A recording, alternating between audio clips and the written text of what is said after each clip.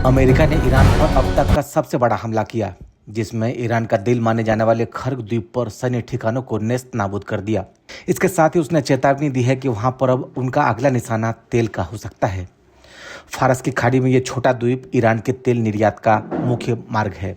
ऐसे में सवाल उठ रहा है कि अगर अमेरिका ने खार्ग द्वीप को निशाना क्यों बनाया।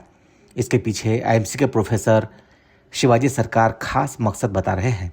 समस्या होगी तो सवाल है कि खड़ग आइलैंड जो है ईरान का एक ऐसा बेस है जहां से सबसे ज्यादा तेल का उत्पादन होता है। वो एरिया ऐसा है जो बाकी ईरान का जो हिस्सा है उससे थोड़ा हटके अरब सागर के बीच में है।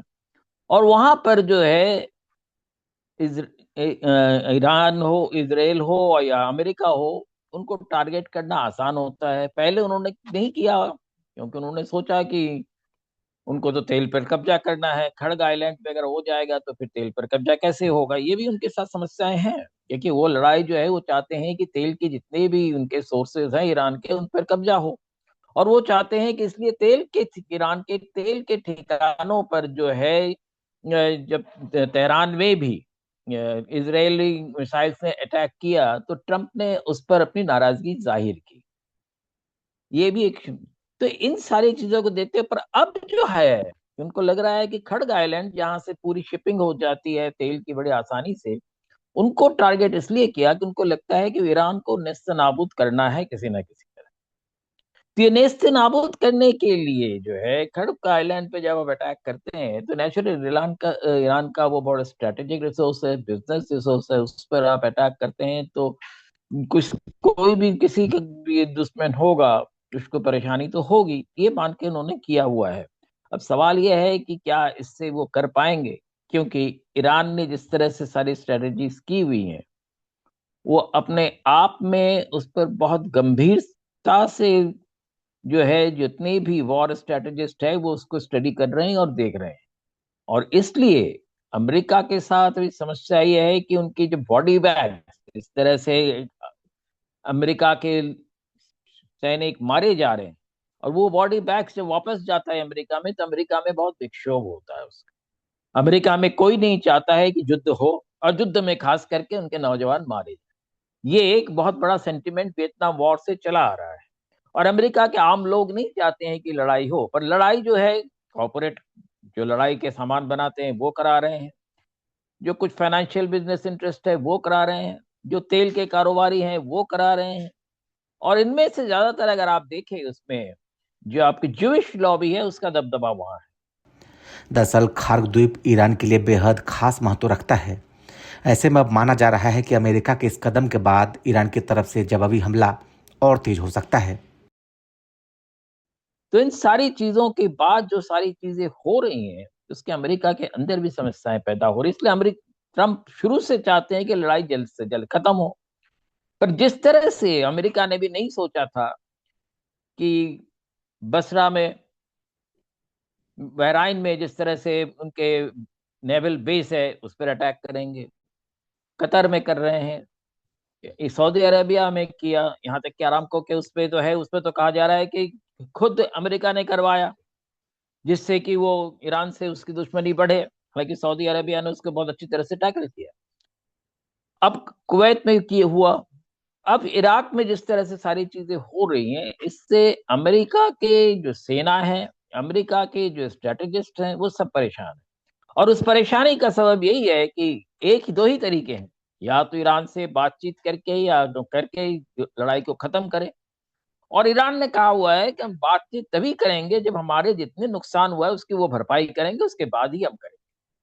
तो कहीं ना कहीं अमेरिका और मान रहा है कहीं ना कहीं ईरान का जो है एक अपर हैंड उन पर है। अब उसको कैसे क्या करें, इस सारी चीजों की वजह से खड़ग आइलैंड पे जो आज वो किया गया है उसके वजह ये है कि खड़ग आइलैंड पे करने का मतलब आप कह सकते हैं कि ईरान के पेट पर लात मारने की बात हो रही है, और इसलिए उन्होंने ये किया। जानकार ये भी मानते हैं कि अगर ये वॉर और लंबा खिंचा तो अमेरिका के लिए स्थिति काफी मुश्किलों वाला हो सकती है। अमेरिका के साथ एक समस्या हो गई। अमेरिका ने सोचा था कि रातों रात जैसे इराक वगैरह में किया था उन्होंने, उस तरह से करके इस लड़ाई को खत्म कर दे। पर वो उनको ये नहीं समझ में आया कि ईरान का जो पूरा स्ट्रक्चरल जो है, स्ट्रेटेजिकल स्ट्रक्चरल, खास करके जिसको हम कहते हैं IRGC यानी कि ईरानियन रेवोल्यूशनरी गार्ड कमांड्स, तो वो कमांड जो है इराक की तरह नहीं, वो सेंट्रल कमांड नहीं, उन्होंने उसके मल्टीपल कमांड बना रखा है और हर कमांड को ऑटोनॉमी है। ये तो अलग बात है, सेंट्रल कमांड कहीं ना कहीं है, कोऑर्डिनेशन है, सारी चीजें हैं, पर ईरान ने इराक के जो फेलियर था उसको देखते हुए उन्होंने इस तरह से इसको बनाया है कि अगर एक जगह कहीं गड़बड़ी हो भी जाती है तो दूसरी जगह से वो उन चीजों को उठा लेगा। तो ये जो मल्टीपल कमांड का जो सिस्टम किया उन्होंने, उसकी वजह से ईरान में कहीं भी, एक तो सबसे बड़ी चीज है जो आपके स्टॉक पाइल ऑफ आर्म्स जो है, मिसाइल्स है, वो भी कोई एक जगह नहीं है, वो सारे अलग अलग जगहों पे अलग अलग तरीके से रखे हुए हैं, पर उनके जो सारे सिस्टम्स हैं वो बहुत सिंक्रोनाइज्ड है। तो ये चीज शायद अमेरिका ने जो है इस बात को नहीं समझा होगा। अमेरिकन स्ट्रेटेजीज जो भी करें, जितनी भी अमेरिका और इसराइल की जो आप कहते हैं कि स्पाइनेट सिस्टम है, वो भले ही खमीनी की कहाँ कैसे वो मूवमेंट कर रहे थे, वो उनके ट्रैफिक सिग्नल्स को देख के उसको समझ ले, पर इस बात को उनको नहीं समझ में आया कि ईरान ने जो है लड़ाई को इस तरह से प्लान किया है कि वो कम चीजों का इस्तेमाल करते हुए भी लड़ाई को लंबा खींच सकता है। जानकार ये भी मानते हैं कि अगर वॉर लंबा खींचा तो अमेरिका के लिए स्थिति और गंभीर हो सकती है। और ये लड़ाई इसलिए बड़ा खींचता चला जा रहा है क्योंकि ईरान के पास जो है जो मिसाइल की सप्लाईज और उन्होंने जिस तरह से मिसाइल्स बनाए, और उसके साथ साथ ये भी अंदेशा लगाया जा रहा है कि उसके कुछ मित्र जो हैं, उसमें हो सकता है रूस हो या चीन हो, वो भी उनको जो है जो स्ट्रेटेजिक सप्लाईज हैं वो कर रहे हैं। तो इसलिए ईरान के पास, जैसा बार बार आज भी डोनाल्ड ट्रंप कह रहे हैं कि उनके जो है हमने नेवी खत्म कर दी, उनके सारे कमांड्स खत्म कर दिए, उनके मिसाइल्स खत्म हो गए, उनके आर्म्स खत्म हो गए, उनके एयरफोर्स खत्म कर दिया, ये उनकी एक ठीक है, एक लड़ाई के वक्त जिस तरह से बात करनी है उस तरह से कर रहे हैं, पर उनको भी असलियत का अंदाजा शायद नहीं हो पा रहा है, और इसलिए जो है अमेरिका के साथ सबसे बड़ी प्रॉब्लम ये हो रही है कि अब ईरान को कैसे ठिकाने पे लगाया जाए, क्योंकि अब ये उसके लिए नाक की लड़ाई, भले ही एप्स्टीन फाइल की वजह से कहा जा रहा है, यूरोप में जो अमेरिका में सर्वे हुआ है उसमें यही कहा जा रहा है कि 52% लोगों ने यही कहा है कि एप्स्टीन फाइल की वजह से इस लड़ाई को शुरू किया गया उसको दबाने के। आज एक खबर की रिपोर्ट।